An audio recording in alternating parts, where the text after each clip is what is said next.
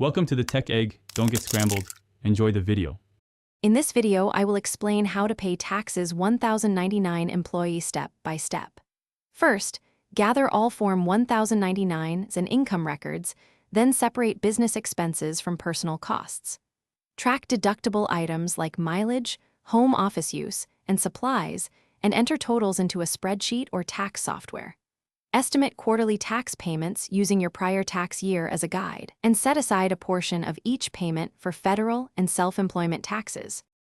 Start by adding every Form 1099 and other freelance checks to find your gross income. Next, list deductible expenses such as supplies, marketing, and home office costs, and subtract them to determine net profit.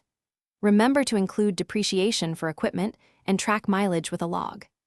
Accurate calculations help reduce surprises, and organized records make it easier to use tax software or consult a preparer when filing your return.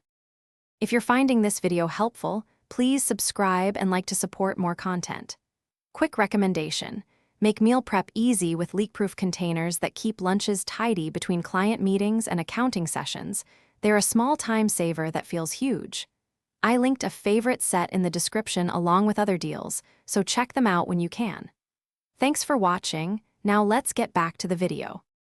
Calculate quarterly payments by multiplying expected net earnings by the combined income and self-employment tax rate, then divide by 4.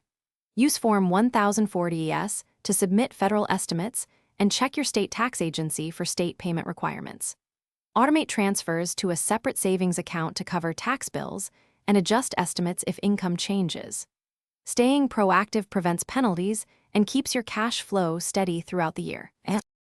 Thanks for watching. Consider subscribing if I helped unscramble your problems.